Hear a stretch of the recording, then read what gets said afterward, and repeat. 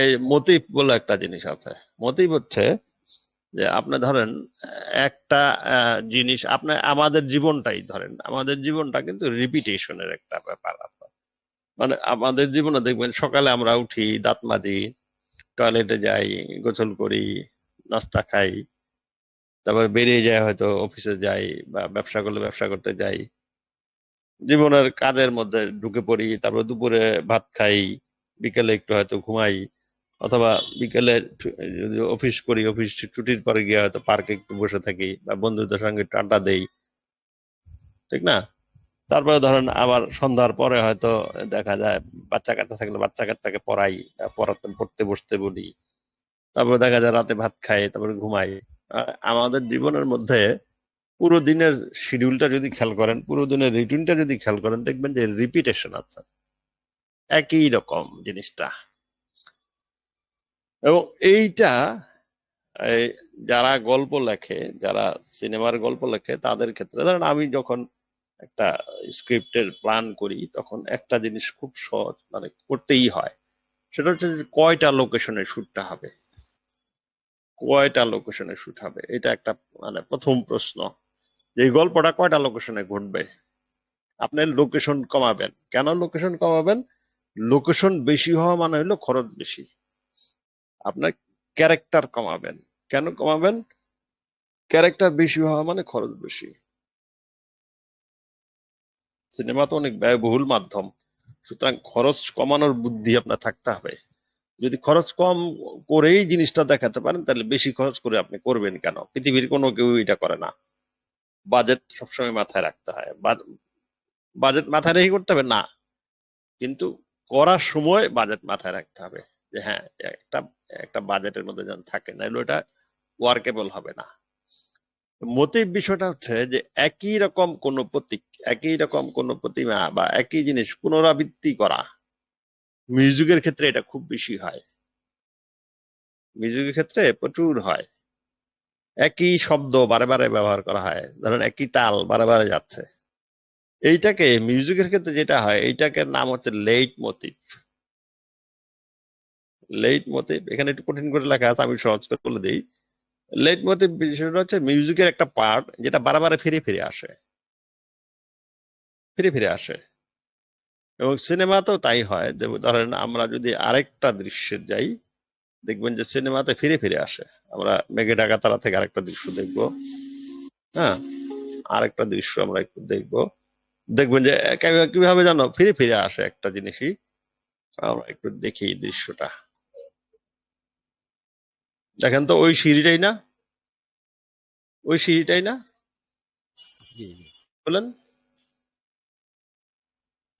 একই সিঁড়ি, হ্যাঁ ওইটাই।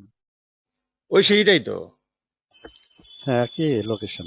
হ্যাঁ হ্যাঁ হ্যাঁ একই ওই লোকেশন, সিঁড়ি, তাই না? হ্যাঁ, একই দেখেন, সেম সেম এই লোকেশন। দেখেন একই লোকেশন, একই জায়গায়, একই জায়গায় মেয়েটা উঠে আসতেছে, ওই যে একই, এই যে ওই লোকটার বাড়িতে আসছে, আমি একটু গীতার কাছে এসেছিলাম।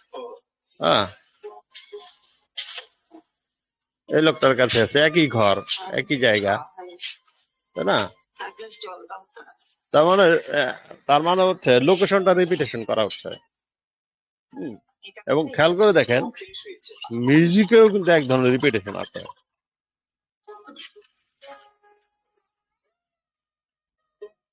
একই মিউজিক পিস বাজছে বারে বারে।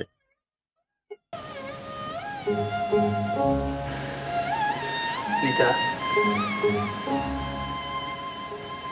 অফিস যাওনি?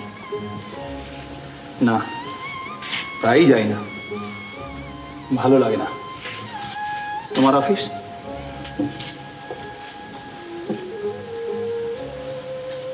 মন্টু অ্যাক্সিডেন্ট করে হাসপাতালে আছে, আজ দুদিন ধরে মাথার ঠিক নেই, রক্ত জোগাড় করতে হবে। আমাদের কাউকে খবর পর্যন্ত দিতে পারিনি। মিতা,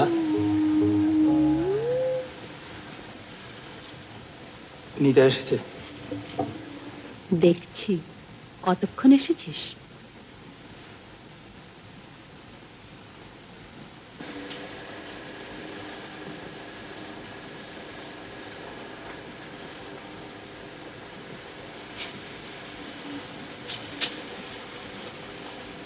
দেরি হয়ে যাচ্ছে, চলি।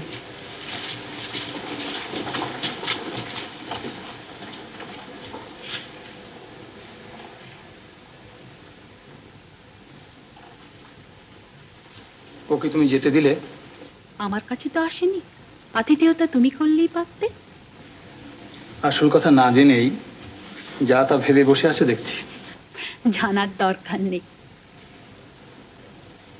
মন্টু অ্যাক্সিডেন্ট করে হসপিটালে আছে। হুম?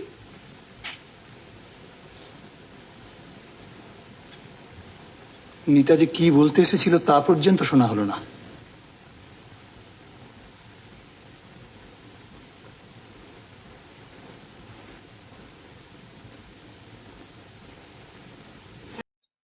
তো খেয়াল করেন যে রিপিটেশন বিষয়টা আছে, সঙ্গীতের মধ্যে আরো বেশি আছে, এবং এইটা আপনার এই লেট মোটিভ ব্যবহার করা হয়। আরেকটা হচ্ছে আহ, একটা মিউজিক পিস কয়েকবার ব্যবহার হয়, এমনকি একাধিক ছবিতেও একাধিক সিনেমাতেও ব্যবহার হতে পারে। কিরকম আমরা একটু দেখি, আরেকটা উদাহরণ দিয়ে দেখি কিরকম হয়। একটা উদাহরণ নিব আপনার হলো পথের পাঁচালী থেকে।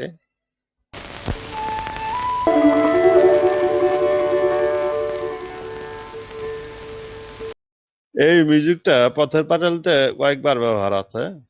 এই এই ছোট্ট মিউজিক পিসটা কয়েকবার কয়েক জায়গায় বাজানো হয়।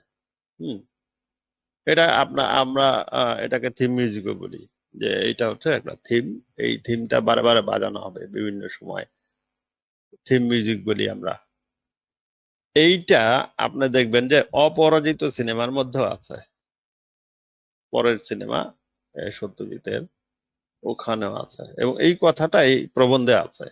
প্রবন্ধে প্রাসঙ্গিক বলে দেখাচ্ছি। হুম, এইখানে এটা হচ্ছে অপরাজিত থেকে সিনেমার অংশটা। মূল বিষয়টা হচ্ছে যে মিউজিকের ক্ষেত্রে আপনার একই মিউজিক পিস বারে বারে ব্যবহৃত হতে পারে, এবং এইটা মিলে একটা থিম মিউজিক হয়। এই বিষয়টা ক্লিয়ার কিনা? জি জি। ঠিক না? এবং এই যে ছবিতে শব্দ, এই জায়গায় উনি বলছে যে হ্যাঁ এইরকম হয়, এবং অনেকগুলি সিনেমা, আমি সঙ্গত কারণেই অনেকগুলি সিনেমা আমি দেখাইলাম না, অনেকগুলি সিনেমা, প্রচুর সিনেমার কথা এখানে আছে। যেমন ধর নাজারিন সিনেমার কথা আছে। নাজারিন সিনেমাটার একটা, সিনেমাটা দেখাবো, আচ্ছা দরকার নাই দেখান, দরকার বলে দেই, বললেই হবে। এখানে বলা আছে ঘটনাটা যে মানে পুরো সিনেমাটাতে বুñuel নাজারিন উনি বলতেছে যে পুরো সিনেমাটাতে কোনো ইয়ে নাই, শব্দ নাই, কিন্তু ছবিতে একদম শেষের দৃশ্যে হাজার হাজার দামামা বেজে উঠলো। তাতে করে অবস্থাটা যা দাঁড়ালো, যারা ছবিটি দেখেছেন তারা হারে হারে বুঝেছেন সঙ্গীতের ব্যবহার যে কি ব্যাপক দোতনার জন্মদাতা, তার পূর্ণ ব্যাখ্যা করা ছোট নিবন্ধে সম্ভবপর নয়, কাজে এইখানে ক্ষান্ত দিলাম। নাজারান সিনেমাটা শেষের দিকে এরকম হয়।